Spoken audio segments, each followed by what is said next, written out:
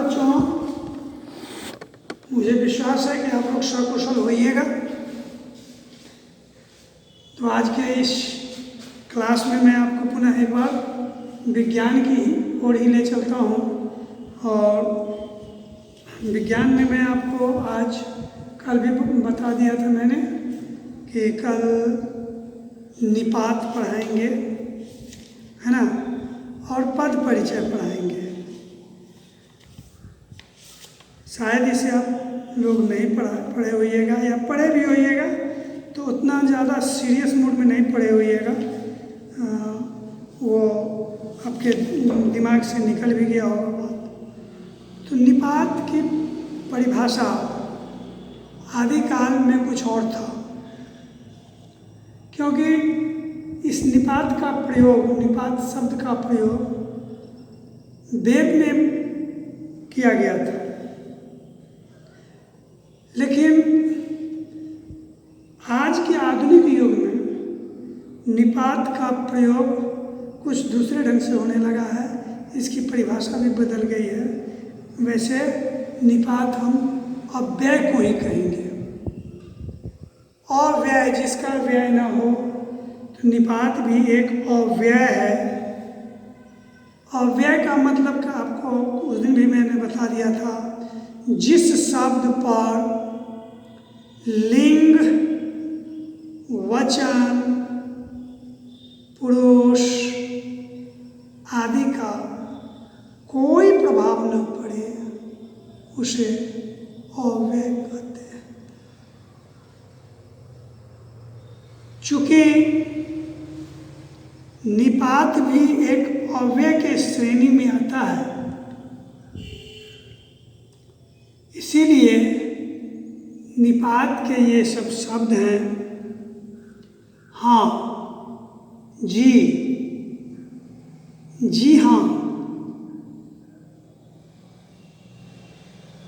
नहीं, जी नहीं,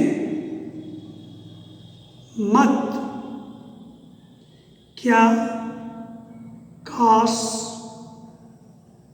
तो, ही, तक, सिर्फ, केवल, सा, से, सी, समान, ठीक, लगभग, करीब, जी। तो ये सब जो शब्द हैं, इस पर लिंग का कुछ चलने वाला नहीं है। लिंग के कारण ये शब्द स्त्रीलिंग और पुल्लिंग नहीं होंगे। वचन के कारण ये एक वचन और बहुवचन ये सब शब्द नहीं होगा। पुरुष के कारण भी इसमें कोई परिवर्तन नहीं होगा। प्रथम पुरुष और मध्यम पुरुष और अन्य पुरुष, चूंकि यह एकदम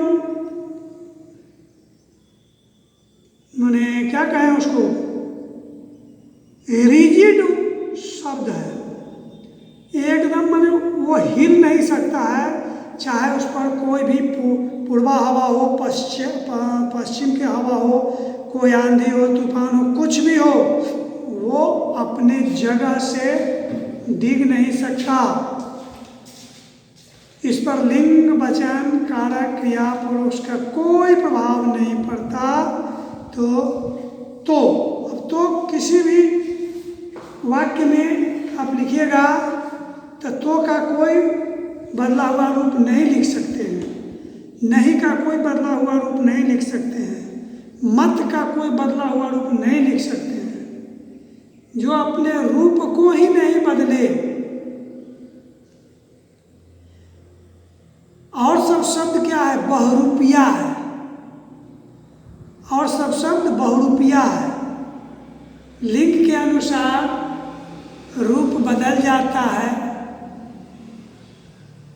पुरुष के अनुसार रूप बदल जाता है, वचन के अनुसार रूप बदल जाता है, काल के अनुसार रूप बदल जाता है। तो वैसे शब्द जो हैं उनको बहुरूपिया करो, बहुत से रूप बना लेते हैं लिंग, वचन और कारक लेकिन ये जो अव्यय है, अव्यय में भी जो अभी मैं जो शब्द बतलाया वो निपात है, वो बलदायक होता है। निपात का मतलब कि शब्द संबंध के बाद यही शब्द लगकर उस शब्द संबंध में पूरा बल ला दे, तो उसे हम क्या कहेंगे? निपात। निपात कई तरह के होते हैं, खास करके मोटा मोटी यही समझिए ना, मोटा मोटी क्या, टोटल 9 होते हैं निपात। निपात 9 होते हैं। स्वीकारात्मक निपात, हाँ हाँ हाँ, जी हाँ। नकारात्मक निपात, नहीं, जी नहीं। निषेधात्मक निपात, मत। प्रश्नबोधक निपात, क्या। विस्मयादि बोधक, क्या काश। बलदायक, सीमा बोधक, तो ही, तक, सिर्फ, ये सब जो निपात है, तो एवं प्रकार से आदर बोधक भी होता है। 9 भेद होते हैं इस निपात के, समझ गए ना? बस निपात इतना ही पढ़ना है। अब आइए पद परिचय। पद जानते हैं, सब बिखरा पड़ा हुआ है। सब जैसे कोई बहुत बड़ा इंजीनियर या मिस्त्री, कंपनी में बहुत सारा पार्ट्स अलग अलग रखे हुए हैं और सब पार्ट्स को एक जगह एक बोर्ड पे सेट करता है, तो रेडियो बजने लगता है, मोबाइल चलने लगता है। जब तक वो अलग अलग पार्ट्स में बिखरे रहते हैं तब तक सक्रिय नहीं होते। ठीक उसी प्रकार चारों ओर शब्द का भंडार है, और जब हमको वाक्य बनाना पड़ता है तो उसी सब शब्द में से हम ले ले करके शब्दों का एक वाक्य बनाते हैं,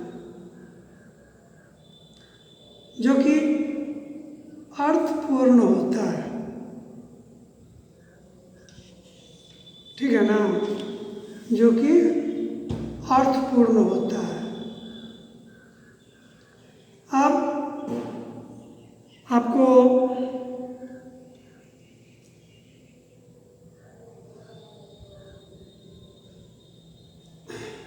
वही शब्द जब वाक्य में प्रयोग हो जाता है तो शब्द नहीं रहता है, तब वो पद हो जाता है,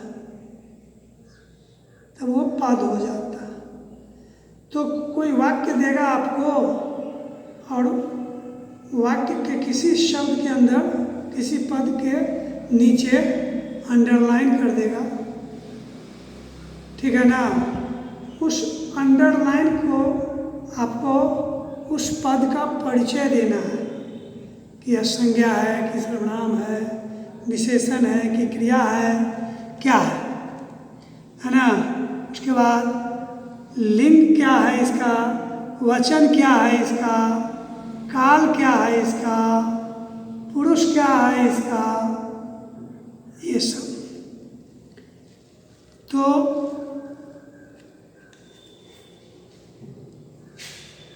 अगर वह पद संज्ञा हो या सर्वनाम हो तो ये देखना है, वो भी लिखना है, संज्ञा है तो संज्ञा, सर्वनाम है तो सर्वनाम। और उसके बाद ये भी लिखना है कि यह कौन लिंग है, पुल्लिंग है तो पुल्लिंग लिखिएगा, स्त्रीलिंग है तो स्त्रीलिंग लिखिएगा, एक वचन में है तो एक वचन लिखिएगा, बहुवचन में है तो बहुवचन लिखिएगा। कारक, कौन से कारक का प्रभाव इस पर पड़ रहा है वो लिखिएगा। कर्ता कारक, कर्म कारक, करण कारक, संप्रदान कारक, ये सब कारक के बारे में लिखिएगा। अगर विशेषण है तो लिखिए विशेषण कौन विशेषण है और उस विशेषण का नाम। विशेषण के 4 भेद होते हैं, गुणवाचक, परिमाणवाचक, संख्यावाचक, सर्वनामिक, है ना। उसके बाद क्रिया हुआ तो क्रिया में काल, लिंग, वचन, पुरुष, वाच्य। क्रिया विशेषण हुआ तो क्रिया विशेषण के कौन से भेद हैं मैं अभी आपको बतलाया हूँ कि क्रिया विशेषण के 4 भेद होते हैं। क्रिया विशेषण के 4 भेद होते हैं, स्थानवाचक, कालवाचक, परिमाणवाचक और रीतिवाचक। ये चारों में से जो है सो आप लिखिए, है ना। हाँ, यही है संबंध बोधक और समुच्चय बोधक अव्यय। अगर है तो उसका भेद लिखिए, उसके साथ संबंध क्या है सो लिखिए। अगर विस्मयादि बोधक है तो विस्मयादि बोधक का भी भेद लिखिए, क्योंकि संज्ञा, सर्वनाम, विशेषण, क्रिया, है ना, क्रिया विशेषण, विस्मयादि बोधक के बहुत सारे भेद होते हैं। ऐसे शब्द जिससे आपको हर्ष, खुशी का अनुभव होता है। वाह वाह, अहो वाह, आहा, धन्य धन्य, जय हो, शाबाश, ये सब क्या है? हर्षबोधक है। आश्चर्य बोधक में भी वाह क्या बात है, ओहो। तिरस्कार बोधक में छी छी, हट, चुप, थिक, धिक। स्वीकार बोधक में हाँ, जी, हाँ, अच्छा।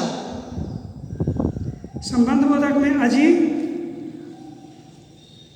हे, अरे, अरी, ये सब क्या है? ए। निवेदन सूचक में कृपया, कृपया, जरा आदि। अभिवादन में नमस्ते, राम राम, प्रणाम। शोक सूचक में हाय, आह, उफ। कृतज्ञता सूचक में धन्यवाद, शुक्रिया। अपसार सूचक में चल, हट। आह्वान बोधक में आओ, आइए। सावधान बोधक में हेलो,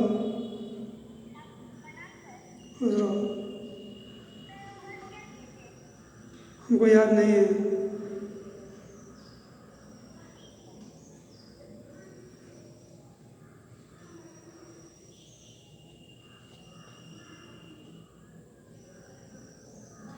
तो ये सब शब्द जो है ना, अगर आपका विस्मयादि बोधक है तो आप देखिए कि विस्मयादि बोधक में, विस्मयादि बोधक के जो 10-12 भेद होते हैं उसमें से कौन भेद है?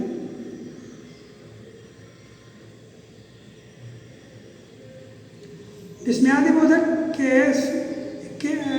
केवल विस्मयादि बोधक के 14 भेद हैं, जान लीजिए।